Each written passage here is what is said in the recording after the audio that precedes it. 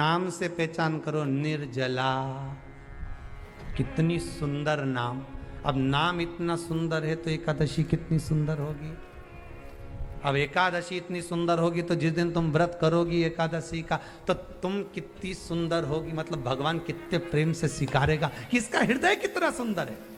ऊपर की सुंदरता मत देखो साहब, व्रत करने से भीतर की सुंदरता। जितनी भी माताएं एकादशी का व्रत करती है बहुत ध्यान से सुनना आज की कथा को। शायद जिंदगी में मिली ना मिली और ये कथा का रिश्ता तो बहुत ध्यान से सुनना। ध्यान से निर्जल एकादशी है। स्कंद पुराण यहाँ तक कहती है कि इस कथा के चरित्र को जो श्रवण कर लेता है उसको 26 एकादशी करना भी नहीं पड़ती। इस एकादशी की केवल ये कथा सुनकर ही वो तर जाता है। बहुत ध्यान से सुनना इसको, कथा तो बड़े भाव से सुन लो इसको, है? बड़े प्रेम से। इसलिए सारी एकादशियों में निर्जला एकादशी की महत्वता शास्त्र प्रमाण करता है महाराज। निर्जला एकादशी का उद्यापन जो करा जाता है उसका उद्यापन और प्रदोष का जो उद्यापन करा जाता है इन दोनों का क्रम लगभग एक जैसा ही। तो निर्जला पहुंची है और निर्जला ने जाकर भगवान नारायण से निवेदन करा। भगवान विष्णु ने पूछा क्या बात है निर्जला, आज तुम खेलती हुई यहां पर आकर खड़ी हो गई, क्या हुआ क्या है? क्या तुमको गौलोक धाम में आनंद की अनुभूति नहीं हो रही जो तुम वैकुंठ में आई हो? निर्जला घूमती घूमती भगवान के सम्मुख में पहुंच गई। भगवान ने पूछ रहे हैं, बार बार पूछा, निर्जला हुआ क्या तुमको?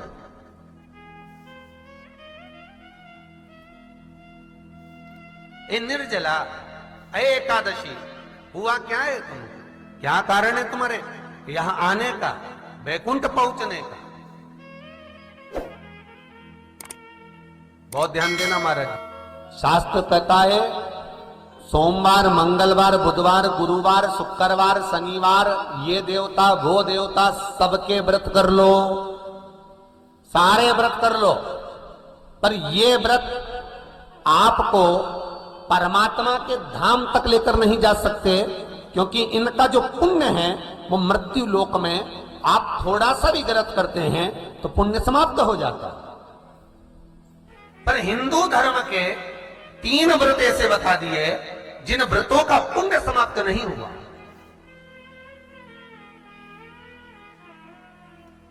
हिंदू धर्म के 3 व्रत ऐसे हो गए जिनका पुण्य समाप्त नहीं हुआ महाराज। क्यों? जिनका पुण्य प्रबलता में बढ़ता गया। पहले नंबर पर एकादशी, दूसरे नंबर पर प्रदोष और तीसरे नंबर पर शिवरात्रि। एकादशी भी 26 है तो प्रदोष भी जम के बोलते जाओ 26 है। शिवरात्रि केवल 12, केवल 12, और अगर अधिक मास की पड़ जावे तो ये 13, पर अधिक की आय तो 13 है। तो यहां शास्त्र कह रहा है कि 3 व्रत हमारे यहाँ जिनका पुण्य समाप्त नहीं हुआ, जिनका पुण्य प्रबल हुआ, बड़ा। इसलिए आज भी माता एकादशी का व्रत करती है और एकादशी का व्रत कर कर अगर कोई जीवात्मा को देते हैं, कोई मर भी गया तो उसको एकादशी का दान देते हैं। एकादशी का उसको दान किया है। महाराज निर्जला खड़ी है, पूछा क्यों आई हो, क्या कारण? निर्जला आई तब लक्ष्मी मैया उठकर निर्जला के करीब में गई। निर्जला बहुत सरल थी निर्जला। कहते हैं कामा एकादशी सबसे लंबी है। कौन सी एकादशी? कामा। फिर मोक्षदा उससे नीची है महाराज। और निर्जला जो है बिल्कुल छोटा स्वरूप है। निर्जला का मतलब देखा जाए तो केवल 2 चोटी करी हुई है। मस्तक पर भोर लगा हुआ है निर्जला के, माथे पर बिंदी लगी हुई है निर्जला के, सुंदर गले में तुलसी की मालाएं पहनी है निर्जला, हाथ में जो हाथ फूल जैसी माताएं पहले पहनती थी, आपको ध्यान में होगा, ऐसा बड़ा फूल होता था, अंगूठियां पड़ी होती थी, हाथ में ऐसा लगा रहता है। तो निर्जला हाथ फूल भी तुलसी के धारण करी। बड़ा सुंदर स्वरूप है माता निर्जला का महाराज। छोटी है तो माता लक्ष्मी उनके पास में गई और निर्जला से जाकर पूछा, निर्जला तेरे आने का कारण क्या है, तू बता। नारायण आपसे पूछ रहे हैं कि क्यों आई हो, किस लिए आई हो, क्या है तुम्हारे आने का कारण? निर्जला ने कहा, मेरी विनती केवल इतनी सी है मां, कि मैं ये चाहती हूं कि मैं जीव के प्राण छूटने के बाद उसके प्राणों को जिस समय मैं लेकर जीवात्मा के प्राणों को परमात्मा तक भेजूं, वैकुंठ तक भेजूं, गौलोक धाम तक भेजूं, उस बीच में मुझे ले जाते समय कई नरक भी बीच में पड़ेंगे, कई स्थान ऐसे बैतरणी आदि के स्थान बीच में आएंगे, तो वो स्थान में मुझे रोका ना जाए, मैं सीधे भगवान के धाम पहुंच जाऊं। ऐसी कृपा, ऐसी दया।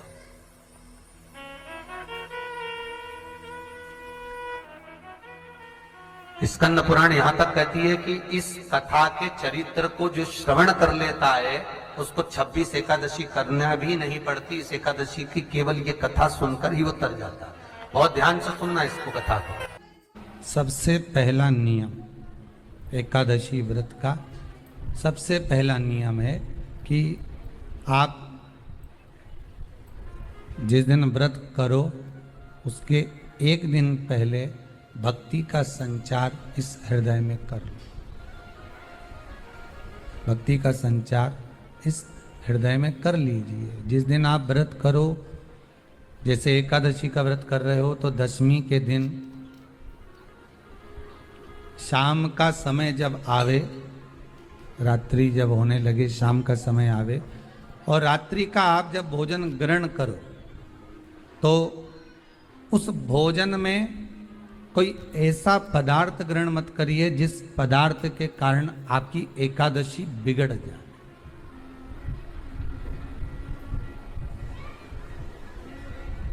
कोई बेकार भोजन में ग्रहण नहीं करना,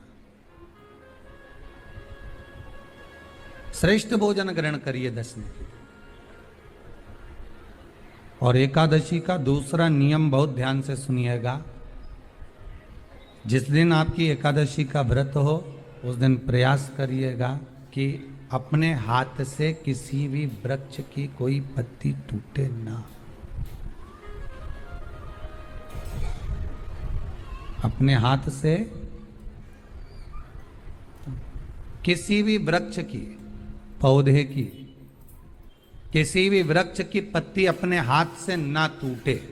बहुत ध्यान दीजिएगा महाराज। एकादशी का ये दूसरा नियम है कि अपने हाथ से किसी पौधे की, किसी वृक्ष की, किसी डाली की कोई पत्ती टूटे ना, कोई पत्ती ना टूटे, इसका प्रयास करिए।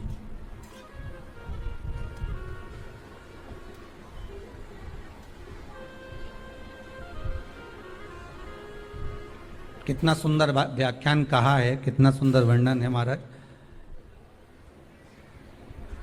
कि मात्र एकादशी का व्रत कर लेने पर, मात्र एकादशी का व्रत कर लेने पर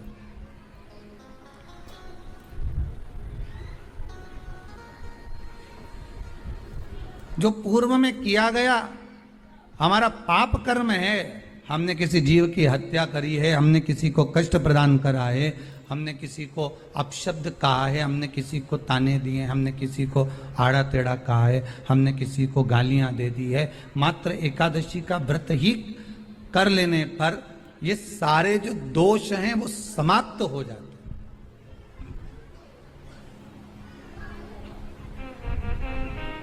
सारे दोष हमारे समाप्ति पर आ जाते हैं।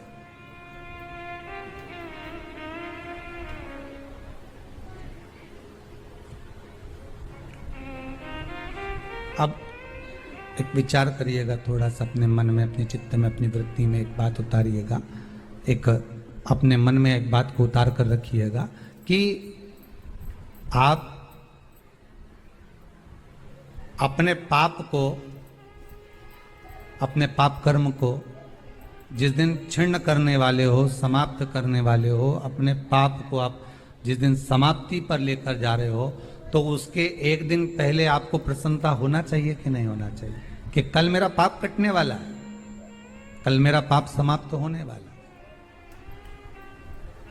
जो मैंने पाप कर्म करा है वो समाप्त होगा, जो मैंने पाप कर्म करा है वो कल समाप्त हो जाएगा। तो एक दिन पहले आपके चेहरे पर प्रसन्नता हो कि ना हो?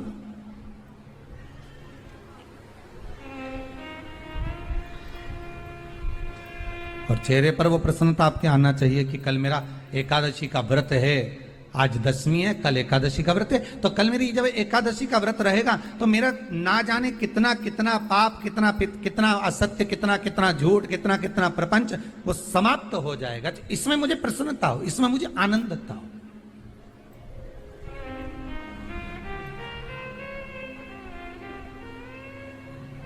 तो क्या कहा गया कि प्रयास करिएगा कि एकादशी के दिन कोई वृक्ष की, कोई डाली की, कोई कोपल की कोई पत्ती ना तोड़ी जाए। क्यों? तो कहा अगर उस पत्ती को हम तोड़ देते हैं, वृक्ष की पत्ती को या क्यारे में लगी हुई कोई डाली की पत्ती को हम तोड़ देते हैं तो एकादशी का पुण्य फल प्राप्त नहीं होता। एकादशी का कोई फल हमारे खाते में नहीं जाता, पुण्य फल प्राप्त। अब फिर भले तुम चाहे तुमने मोरधन खाया हो, चाहे तुमने फिर चिप्स खाई हो, चाहे तुमने फिर व्रत का कितना ही सामान खा गए हो और तुमने सोचा कि आज मेरी एकादशी है, तो फिर उसका कोई फल प्राप्त नहीं है, उसका कोई सुख प्राप्त नहीं है आपको, फिर उसका कोई आनंद प्राप्त नहीं है आपको, फिर उसमें कोई आनंद की अनुभूति आपको नहीं मिल रही। को याद रखिए, गौदान और एकादशी, श्रीमद वल्लभाचार्य जी ने मायावत का खंडन करा था जगन्नाथपुरी में, और श्रीमद वल्लभाचार्य जी ने कहा था एकादशी मरने के बाद मत दो, एकादशी जीते जी दो। कहा था कि नहीं कहा था? जीते जी दान करिए। इसलिए जगदीश में, जगन्नाथपुरी में एकादशी उल्टी लटकी हुई है। करें आपने दर्शन? जगदीश में एकादशी को उल्टा लटकाया। क्यों? क्योंकि वल्लभ ने कहा कि एकादशी जीते जी दो। कई पंडितों कहते हैं तुम्हारे दादाजी मर गए, जब 12वें का दिन होता है ना तो पंडित जी संकल्प छुड़ाते हैं, देव एकादशी। बड़े बेटे ने 5 दे दी, छोटी बहू ने 3 दे दी, उसने 2 दे दी, उसने 2 दे दी, तो क्या तुम्हारे दादाजी भिखारी थे जो तुम्हारी एकादशियां लेकर जाएंगे? और तुम कौन होते हो दादाजी को एकादशी देने वाले? तुमने कौन सा इतने पुण्य कर लिए जो तुमने एकादशी दे दी? एकादशी के दान की महत्वता श्रीमद वल्लभाचार्य जी ने कहा कि कोई व्यक्ति अगर खटिया पर सड़ रहा है, पलंग पर तड़प रहा है, हॉस्पिटल में पड़ा हुआ है, तो निवेदन है कि उसको देखने जाओ तो अपनी करी हुई एकादशी में से 2 एकादशी का दान उसको तुरंत दे दो। क्यों? तो जिससे उसको मोक्ष मिल जाए, मरने के बाद नहीं। क्योंकि मरने के बाद तो वो 10वें के दिन, गरुड़ पुराण में लिखा है 10 दिन तक जीवात्मा घर की अटारी पे रहती है। कितने दिन? 10 दिन। 10 दिन के बाद जीवात्मा चली जाती है। कहां जाती है? उसको जहां जाना है। 3 दिन में उसको भोग भोगना पड़ता है जीवात्मा को। 3 दिन नरक का भोग भोगती है, उसके बाद स्वर्ग का भोग भोगती है। 18 दिन में ये प्रोसेस पूरी हो जाती है। कितने दिन? 18 दिन। 18 दिन के बाद में उस जीवात्मा को धान के खेत में पटका जाता है। किसके खेत में? धान के, चावल के खेत में। इसलिए कहते हैं एकादशी के दिन चावल मत खाओ। कहते कि नहीं कहते? और क्या कहते हैं? द्वादशी के दिन चावल खाना जरूरी है। एकादशी का पालना करना है तो द्वादशी को चावल का 1 गिलास खाओ, तब द्वादशी को चावल खाओगे तो एकादशी लगेगी। चावल नहीं खाओगे तो एकादशी नहीं लगेगी। द्वादशी को चावल खाना जरूरी है। क्यों कहते हैं? क्योंकि धान के खेत में जीव को छोड़ा जाता है, उस धान के खेत में, चावल के खेत में जीवात्मा रहती है। उसको चिड़िया खाती है तो चिड़िया के रूप में जन्म लेता है, मनुष्य खाता है तो मनुष्य के रूप में जन्म लेता है। इसलिए एकादशी के दिन चावल नहीं खाया जाता, क्योंकि एकादशी के दिन हम चावल खाएंगे तो जीव हत्या का दोष लग जाएगा। फिर कब खाना है? द्वादशी के दिन। द्वादशी के दिन क्यों खाया जाता है? क्योंकि हम एकादशी के व्रत करे रहते हैं और पहला घासा जब चावल का खाते हैं तो अपनी करी हुई एकादशी का पुण्य, जितने जीव हमारे मुंह में जाते हैं उनको उसका पुण्य मिल जाता है और उनका फिर जन्म नहीं होता, वो तर जाते हैं, उनको एकादशी का भाग मिल जाता है। इसलिए कहते हैं एकादशी को चावल मत खाओ, पर द्वादशी को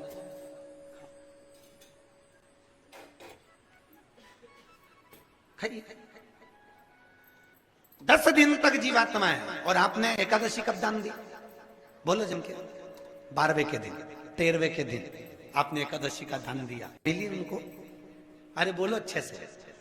कई तो अभी तक कर रही होगी, हमारे दादाजी के निमित्त की कर रहे हैं, कर ले। फिर वही वाली बात आ गई, गुलाब के फूल में पानी जारी है। एकादशी के दिन शंकर भगवान को चावल का दाना चढ़ाना चाहिए कि नहीं चाहिए?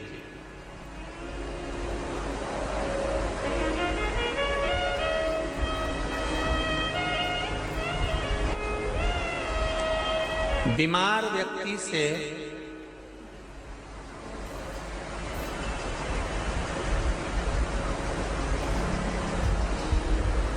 कोई बीमार व्यक्ति है, बहुत रोगीला, उसको बहुत रोग है, शुगर है, बीपी है, थायराइड है, सब कुछ है उसको, और वो रोगीला व्यक्ति जब डॉक्टर के पास जाकर पूछे, डॉक्टर साहब मेरी तबीयत ठीक नहीं रहती है, मैं बहुत कष्ट में रहती हूँ, बहुत तकलीफ है शरीर में, और अभी सावन का महीने का व्रत आ रहा है डॉक्टर साहब, 1 महीना में व्रत करती थी पहले, करूं कि नहीं करूं? तो डॉक्टर साहब क्या बोलेंगे? बोलते जाओ जरा जम के। डॉक्टर बोलेगा कि आप व्रत मत करो। डॉक्टर एक बात कहेंगे, शरीर स्वस्थ रखना है, व्रत बाद में हो जाएगा, अगले वर्ष कर लेना, पर अभी शरीर को सही रखने के लिए दोनों समय अच्छे पेट भरकर सात्विक भोजन करो और अपने शरीर को ठीक करो। सात्विक भोजन करो, अपने शरीर को, व्रत बाद में भी हो जाए, अगले वर्ष हो जाए।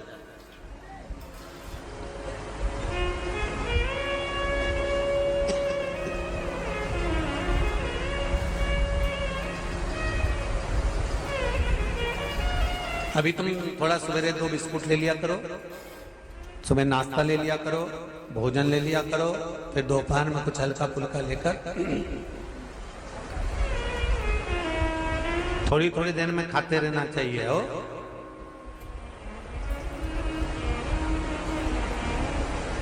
थोड़ा थोड़ा खाओ, थोड़ी थोड़ी देर में खाओ, एक साथ सुरसा जैसे मत निपटा जाए, थोड़ा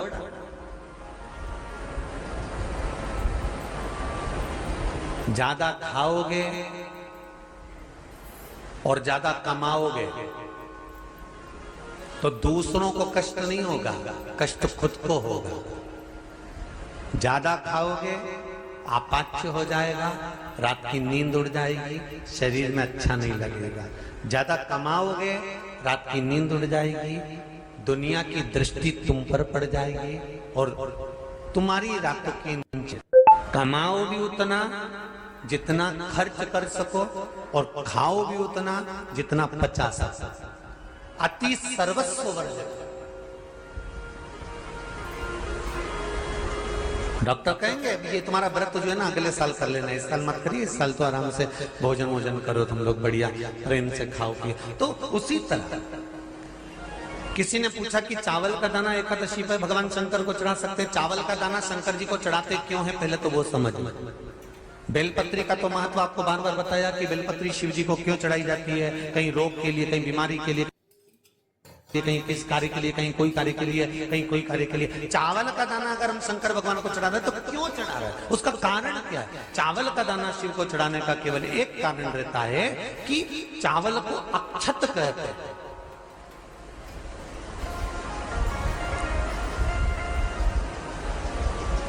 अक्षत का मतलब होता है अक्षय।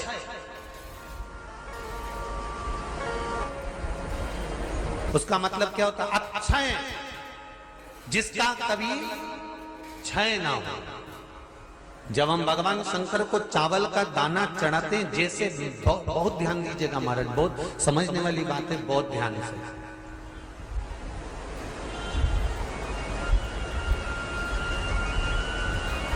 चावल का दाना हमारे मस्तक पर तिलक करने के बाद पंडित जी क्यों लगाते हैं कि भगवान जैसा समय आज चल रहा है, आप पूजन कर रहे हो, पाठ कर रहे हो, दान कर रहे हो, पुण्य कर रहे हो, सत्कर्म कर रहे हो, भजन कर रहे हो, मेरा देव अधिदेव महादेव, मेरा नारायण, मेरा सत्यनारायण भगवान, मेरा राम जी, मेरा विष्णु जी, मेरा भागवत मैया, मेरी रामायण मैया, ब्राह्मण मस्तक पर तिलक लगाने के बाद चावल इसलिए लगाता है कि जैसा समय आज चल रहा है, भगवान तुमको ऐसा ही समय बनाकर रखे और तो ऐसे ही 4 चांद लगाते रहो, दान पुण्य संकीर्तन करते रहो, इसलिए मस्तक पर चावल का दाना लगाया जाए।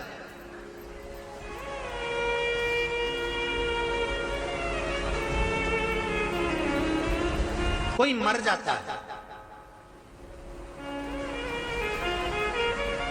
मरने के बाद जब तक पगड़ी नहीं होती तब तक माथे पर तिलक,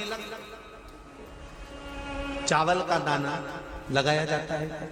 जम के बोलो जरा, नहीं लगाते। किसी पंडित जी से पूछो, ब्राह्मण देवता से पूछो, ब्राह्मण देवता ये कोई मर गया, और हमारा तो नियम है कि हम सिर पे तिलक लगाते हैं, चावल लगाते हैं, या पंडित जी से हम तिलक लगवाते हैं, मंदिर जाते हैं तो मंदिर में जाके तिलक लगवा के हम चावल का दाना लगवाते हैं। क्यों नहीं लगाते? उसका कारण क्या है? जब किसी के मरने के बाद 10 दिन तक 12 दिन तक मस्तक पर तिलक क्यों नहीं लगाया जाता? 10-12 दिन तक माथे पर तिलक या चावल क्यों नहीं लगाया जाता? उसका कारण है कि ये जो समय आया है, तुम्हारे यहाँ जो गमी हुई है, तुम्हारे यहाँ कोई मर गया है, तुम्हारे यहाँ किसी के प्राण छूट गए हैं, तो ब्राह्मण इसलिए तिलक नहीं लगाता आपको, इसलिए चावल का दाना नहीं लगाता कि ऐसा दिन भगवान अब ना लाए, इसको अमर ना करे, इसको अक्षय ना करे, इसको प्रबल ना करे। और जब चावल का दाना, तो यहां शिव महापुराण की कथा करी, चावल का दाना हम शिव जी को क्यों चढ़ाते हैं, भगवान को क्यों समर्पित करते हैं, भगवान के पूजन में अक्षत क्यों समर्पित करते हैं, चावल क्यों समर्पित करते हैं, उसका कारण क्या है? तो कहा आज मैंने जब चावल का दाना आपको समर्पित करा है, जिस भाव से, जिस विश्वास से, जिस श्रद्धा से, जिस मन से मैं आपको रिझा रही हूं, हे भोलेनाथ मेरी ये मनोकामना पूर्ण कर, इसको अक्षय कर देना, इसको अमर कर देना, बस इतनी कृपा आप कर। अब किसी ने पूछा एकादशी के दिन चावल चढ़ाए कि नहीं चढ़ाए, तो यहां तो सीधी सीधी बात है, बीमारी देखकर थोड़ी ना आती है कि नवरात्र चल रहे हैं कि सावन का सोमवार चल रहा है, बीमारी तो बीमारी। तुम चावल मत खाओ। तिरुपति कौन कौन गया? हाथ उठाओ। ठीक है। जगन्नाथ जी कौन कौन गया? हाथ उठाओ। हाँ ठीक है। द्वारका जी कौन कौन गया? हाथ उठाओ। ठीक है। बद्रीनाथ कौन कौन गया? हाथ उठाओ। ठीक है। एकादशी के दिन कभी तुम बद्रीनाथ चले जाओ, एकादशी के दिन तुम द्वारका चले जाओ, एकादशी के दिन तुम तिरुपति चले जाओ, एकादशी के दिन तुम जगन्नाथ चले जाओ, एकादशी के दिन तुम्हारी मर्जी पड़े भगवान के किसी धाम में चले जाओ और भगवान को भोग लगाओ और उनकी थाली को झांक कर देखना, उसमें चावल जरूर मिलेगा। उसमें ऐसा नहीं है कि चावल नहीं मिलेगा। बद्री नारायण में भगवान को चावल का भोग लगा हुआ मिलेगा, द्वारका में चावल का भोग लगा हुआ मिलेगा, आपको जगन्नाथ में चावल का भोग लगा हुआ मिलेगा, तिरुपति में मिलेगा, द्वारकाधीश में मिलेगा, नाथू द्वारा में मिलेगा, सांवरिया सेठ में मिलेगा, काकरोली जी में मिलेगा। आप जहां जाओगे वहां पर एकादशी के दिन भगवान को चावल आएगा, क्योंकि भगवान के लिए परहेज नहीं है। जो काम में डूबा हुआ है, जो आसक्ति में डूबा हुआ है, जो लोभ में डूबा हुआ है, जो वासनाओं में डूबा हुआ है, जो तृष्णा में डूबा हुआ है, और जो माता के गर्भ से जन्म लिया, एकादशी के दिन चावल उसको नहीं खाना। बहुत सुंदर संवाद है, ध्यान दीजिएगा। जिसके घर में कमाने वाले 2-4 हैं, पैसा तो आ रहा है पर घर में टिक नहीं रहा, डॉक्टर में, पुलिस में, एक्सीडेंट आदि में, कहीं गलत जगह पर व्यसन में अगर पैसा जा रहा है, जुए में, मांसाहार, मदिरा पान, या कहीं आया पैसा आने में कमी नहीं, आ रहा है पर टिक नहीं रहा, रुक नहीं रहा, कोई मांगने आ गया, दे दिया, फिर वहां से अपने पास नहीं आ रहा, अपन कह रहे हैं भैया हमारा पैसा लौटा दो, नहीं आ रहा। तो महाराज शिव महापुराण की कथा कहती है, एकादशी के दिन गंगा के जल में मात्र 7 बेलपत्री डालकर, जो नंदीश्वर भगवान अर्थात जो शंकर जी के शिवलिंग के सामने नंदी होता है, उस नंदी के चरण पर गंगा का जल चढ़ाकर बेलपत्री शिव पर समर्पित कर देता है, उसके घर में रुपया रुकना चालू हो जाता है, फिर वो गलत जगह पर नहीं जाता, गलत स्थान पर वो धन जाएगा ही नहीं। बेटा अगर व्यसन में पड़ा हुआ है, मदिरा पान में पड़ा हुआ है, मांसाहार में, जुए आदि में जा रहा है, तुम्हें लग रहा है कि मेरा बेटा गलत मार्ग पर जा रहा है, ये मित्र दोस्ती गलत हो रही है, वो सही जगह पर आ जाए, करना है एकादशी। और जब जब दुख आए, जब जब तकलीफ आए, तब एक बेलपत्र, एक दुर्वा, एक चावल का दाना, श्री शिवाय नमस्तुभ्यम का 108 बार जाप घर में बैठकर करना। हाथ में एक बेलपत्र, एक दुर्वा, एक चावल का दाना रखकर अपने दिल से 108 बार श्री शिवाय नमस्तुभ्यम घर में बोलो। और अपना जो पानी का स्थान होता है, मटका, हंडा, परिंडा, जिसको आप क्या बोलते हो यहाँ हमें नहीं मालूम, उसका स्पर्श कराकर आपके घर के नजदीक में जो शंकर का मंदिर हो, उस शंकर के मंदिर में उत्तर की ओर मुख कर कर वो बेलपत्र, दुर्वा, चावल का दाना शिव जी पे समर्पित कर दो। अगर लगातार 20 दिन भी आपने रोज प्रतिदिन अगर समर्पित करा है तो 21वां दिन आपका जो भी दुख है वो धीरे धीरे कटना प्रारंभ हो ही जाए। निश्चित शिव पर भरोसा कर। संसार के लोगों पर किया हुआ भरोसा एक दिन टूट जाता है, पर भगवान पर किया हुआ भरोसा कभी नहीं टूटता। अर्चना पर शिवलिंग के लिए कहा गया है शिव पुराण में कि हाथ की हथेली पर शिवलिंग को रखकर देखना, आपका हाथ हथेली पर रखकर देखना, इस अंगूठे को खड़ा करना, बस इससे बड़ा शिवलिंग घर के अंदर ना हो। इससे जितने छोटा छोटा छोटा छोटा छोटा होगा वो आपके लिए श्रेष्ठ है। जितना बड़ा शिवलिंग होता है उसको उतनी पूजन की जरूरत पड़ती है। जितना छोटा होता है आप उसको कहीं जा रहे हो 6 महीने के लिए, 4 महीने के लिए, 15 दिन के लिए, 7 दिन रजस्वला धर्म के हो गए, कहीं जाना पड़ गया, घर में पूजन कौन करेगा? तो जो शिवलिंग है तुम्हारा छोटे से छोटा, उस पर एक चावल, एक बेलपत्री रखकर चले जाओ। बाकी का कुछ मत करो, आप बस वो रखकर चले जाओ।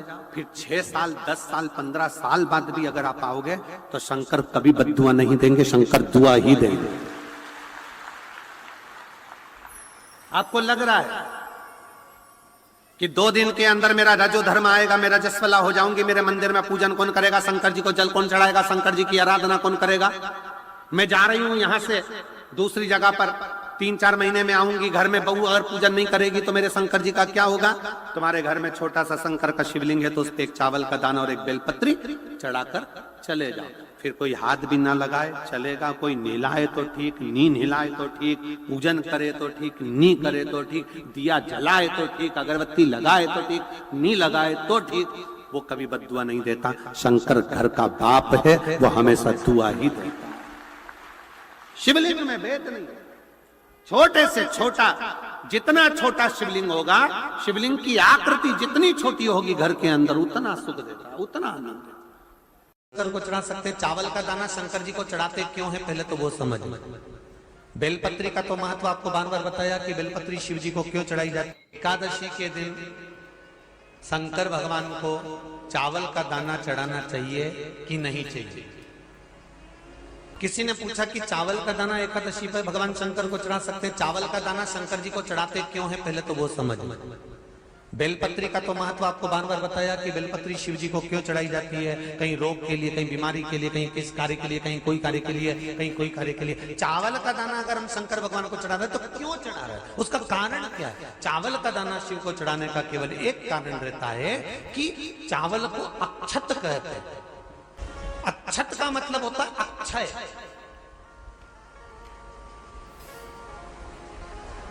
अभी हमारे यहां एक तिथि आने वाली है, अक्षय तृतीया।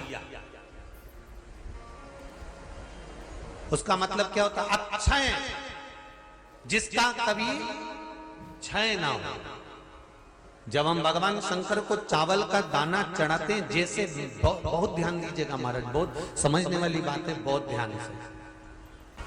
चावल का दाना हमारे मस्तक पर तिलक करने के बाद पंडित जी क्यों लगाते हैं कि भगवान जैसा समय आज चल रहा है, आप पूजन कर रहे हो, पाठ कर रहे हो, दान कर रहे हो, पुण्य कर रहे हो, सत्कर्म कर रहे हो, भजन कर रहे हो, मेरा देव अधिदेव महादेव, मेरा नारायण, मेरा सत्यनारायण भगवान, मेरा राम जी, मेरा विष्णु जी, मेरा भागवत मैया, मेरी रामायण मैया, ब्राह्मण मस्तक पर तिलक लगाने के बाद चावल इसलिए लगाता है कि जैसा समय आज चल रहा है, भगवान तुमको ऐसा ही समय बनाकर रखे और तुम ऐसे ही 4 चांद लगाते रहो, दान पुण्य संकीर्तन करते रहो। इसलिए मस्तक पर चावल का दाना लगाया जाए।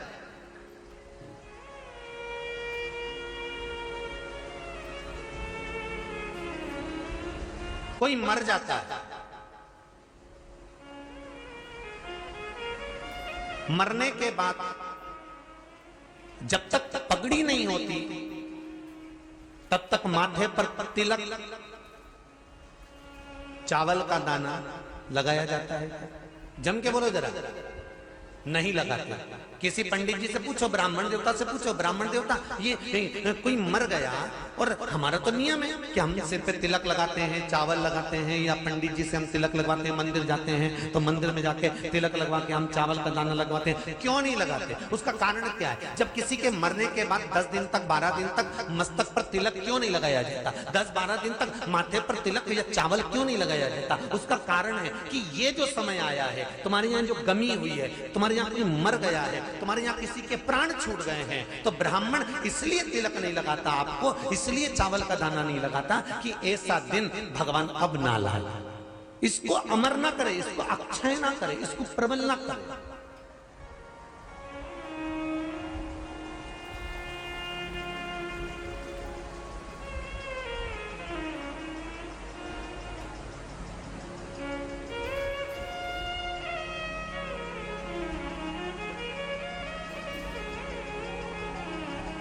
और जब चावल का दाना, तो यहां शिव महापुराण की कथा करेगी, चावल का दाना हम शिव जी को क्यों चढ़ाते हैं, भगवान को क्यों समर्पित करते हैं, भगवान की पूजन में अक्षत क्यों समर्पित करते हैं, चावल क्यों समर्पित करते हैं, उसका कारण क्या है? तो कहा आज मैंने जब चावल का दाना आपको समर्पित करा है, जिस भाव से, जिस विश्वास से, जिस श्रद्धा से, जिस मन से मैं आपको रिझा रही हूं, हे भोलेनाथ मेरी ये मनोकामना पूर्ण कर, इसको अक्षय कर देना, इसको अमर कर देना, बस इतनी कृपा आप कर।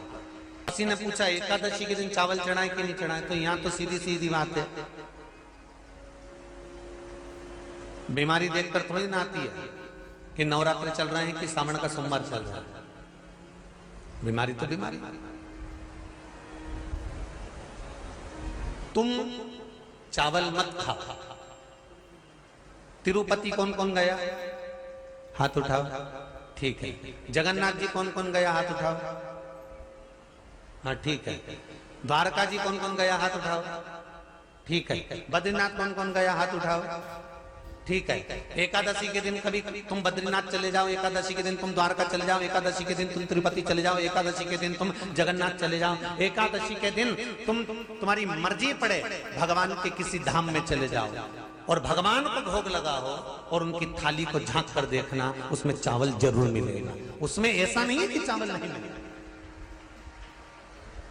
बद्री नारायण में भगवान को चावल का भोग लगा हुआ मिलेगा, द्वारका में चावल का भोग लगा हुआ मिलेगा, आपको जगन्नाथ में चावल का भोग लगा हुआ मिलेगा, तिरुपति में मिलेगा, द्वारकाधीश में मिलेगा, नाथू द्वारा में मिलेगा, सांवरिया सेठ में मिलेगा, काकरोली जी में मिलेगा। आप जहां जाओगे वहां पर एकादशी के दिन भगवान को चावल आएगा, क्योंकि भगवान के लिए परहेज नहीं है। जो काम में डूबा हुआ है, जो आसक्ति में डूबा हुआ है, जो लोभ में डूबा हुआ है, जो वासनाओं में डूबा हुआ है, जो तृष्णा में डूबा हुआ है, और जो माता के गर्भ से जन्म लिया, एकादशी के दिन चावल उसको नहीं खाना।